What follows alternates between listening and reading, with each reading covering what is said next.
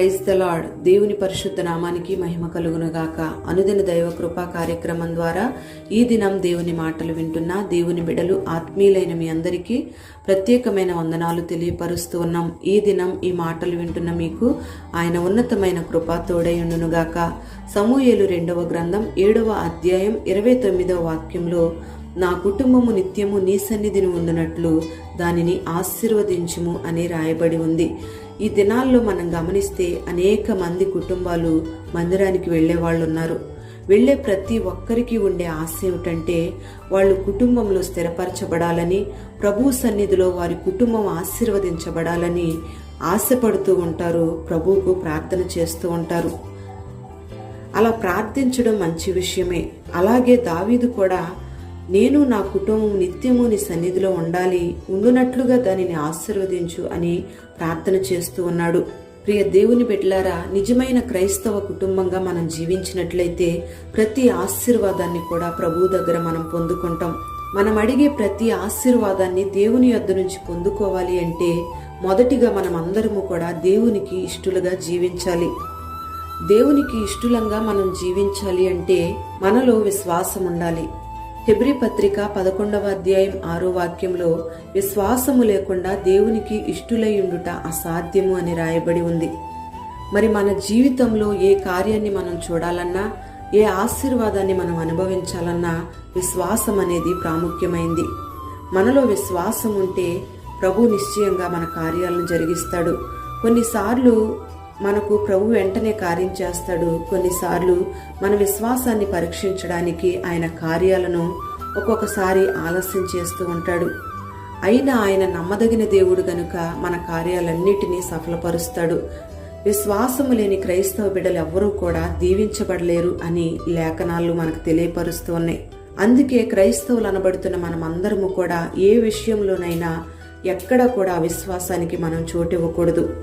ఆయన మనతో చెప్పిన ప్రతి మాట నెరవేరుస్తాడు గనుక విశ్వాసముతో ఆయన మన జీవితంలో చేసే కార్యాల కొరకు, ఆయన మనకు అనుగ్రహించే ఆశీర్వాదాల కొరకు విశ్వాసంతో మనం ఓపికతో కనిపెట్టాలి. కొన్నిసార్లు ఆయన కార్యాల కొరకు మనం అవిశ్వాసం ఉంచి తొందరపడిపోతూ ఉంటాం. పరిశుద్ధ గ్రంథంలో కూడా దేవుడు చెప్పిన మాట మీద విశ్వాసం ఉంచి ఆ కార్యం ఆలస్యమవుతుందని అవిశ్వాసంతో తొందరపడిన వాళ్ళు చాలా మంది ఉన్నారు. ఆదికాండం 15వ అధ్యాయంలో మనం గమనిస్తే, అబ్రహాము దేవునితో మాట్లాడినప్పుడు దేవుడు చెప్పిన సమాధానం ఏంటంటే, నీకు గర్భఫలం ఇస్తానని చెప్పాడు. 16వ అధ్యాయానికి వచ్చేసరికి శారా అవిశ్వాసంతో అబ్రహామును తొందరపెట్టింది. కొన్నిసార్లు మన జీవితంలో కూడా అవిశ్వాసం వల్ల ప్రభువు చేసే కార్యాల కొరకు విశ్వాసం ఉంచకుండా తొందరపడిపోతూ ఉంటాం. శారా కూడా ఆ రీతిగానే తొందరపడి హాగరును అబ్రహాం యొద్దకు పంపించింది. తొందరపాటు వలన కలహాలు, అసమాధాన పరిస్థితులు ఆ కుటుంబంలో ప్రారంభమయ్యాయి. ఐక్యత లేకుండా ఆ కుటుంబాలు పాడైపోయాయి.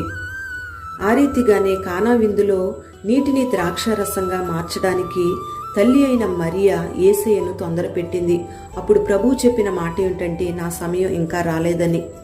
ప్రియ దేవుని బిడ్డలారా, మనం గమనించాలి, మనలో ఉన్న అవిశ్వాసం ద్వారా ఏ మాత్రం కూడా దేవునికి ఇష్టలంగా మనం ఉండలేం. ఆ తొందరపాటు వలన, ఆ అవిశ్వాసం వలన మన జీవితంలో ఎన్నో నష్టాలను, కష్టాలను ఎదుర్కోవలసిన పరిస్థితులు వస్తాయి.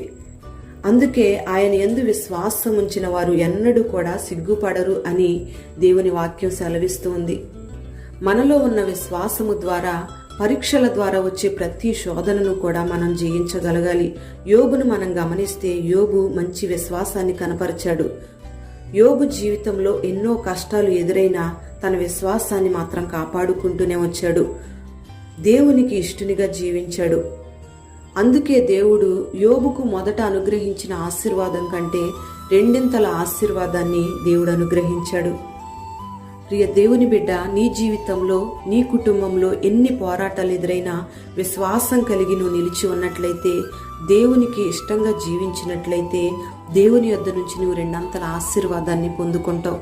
మరి దినాల్లో చాలా మంది క్రైస్తవులు చేసే పని ఏంటంటే, దేవుడు మేలు చేసినంత కాలం దేవుని మీద విశ్వాసం ఉంచుతారు. ఏదైనా చిన్న శ్రమ కలగగానే, ఏదైనా చిన్న శోధన ఎదురవగానే విశ్వాసంలో పడిపోయి అవిశ్వాసులుగా మార్చబడతారు. తొందరపడి అవిశ్వాసంలో పడిపోతారు. ప్రియ దేవుని బిడ్డలారా, షడ్రకు మెషకు అబేద్నెగోలను మనం గమనిస్తే వాళ్ళ ఎదుట అగ్ని ఏడంతలు చేసినా, వారి చేతులు కాళ్ళు కట్టేసినా, అగ్నిగుండంలో వాళ్ళు వేయబడిన వారి విశ్వాసం మాత్రం చెదిరిపోలేదు.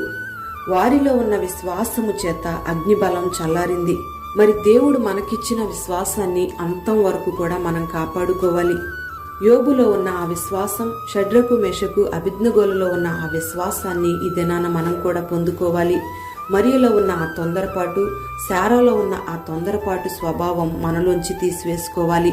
ఓపికతో, విశ్వాసముతో ఆయన కార్యాల కొరకు, ఆయన ఇచ్చే ఆశీర్వాదం కొరకు కనిపెట్టి ఎదురు చూసి ఆయన యందు విశ్వాసం ఉంచినట్లయితే రెండంతల ఆశీర్వాదాన్ని మనం పొందుకుంటాం.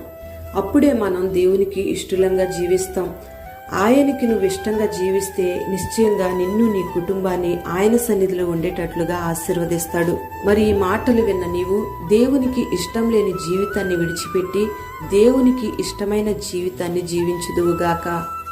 దేవుడు మెచ్చుకునే విశ్వాసాన్ని నువ్వు కలిగి ఉందువుగాక. అట్టి కృప నా దేవుడు నీకు అనుగ్రహించునుగాక. ప్రార్థన. పరిశుద్ధుడవైన తండ్రి, ప్రేమ కలిగిన దేవానికి స్తోత్రం చెల్లిస్తూ ఉన్నాం. ఈ దినం ఈ మాటలు వినని బిడ్డల్ని పేరు పేరున మీరు ఆశీర్వదించండి.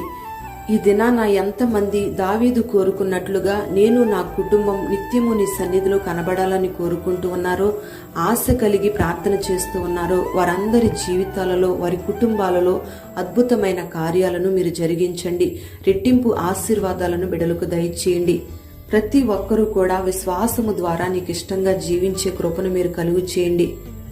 యోబుకు ఇచ్చిన విశ్వాస జీవితాన్ని మీరు కలుగు చేయండి. ఎన్ని శ్రమలు, శోధనలు, ఇబ్బందులు ఎదురైనా విశ్వాసాన్ని కాపాడుకునే ఆ మనస్సుని బిడలకు దయచేయండి. షడ్రకు మెషకు అబేద్నెగోలకు ఉన్న ఆ విశ్వాసాన్ని మీరు దయచేయండి. తొందరపాటు స్వభావాలను మీరు తొలగించండి. ఈ తొందరపాటు వలన కలుగుతున్న అనర్థాలన్నింటినీ మీరు తొలగించి ప్రతి కుటుంబంలో శాంతి, సమాధానం, నెమ్మది, క్షేమం, ఆశీర్వాదం మీరు కలుగు చేసి ఈ దినమంతా నీ సన్నిధిని బిడలకు తోడుగా ఉంచమని మహిమ, ఘనత, ప్రభావాలు నీకు మాత్రమే ఆరోపిస్తూ యేసు పేరట వేడుచు ఉన్నాము తండ్రి. ఆమేన్.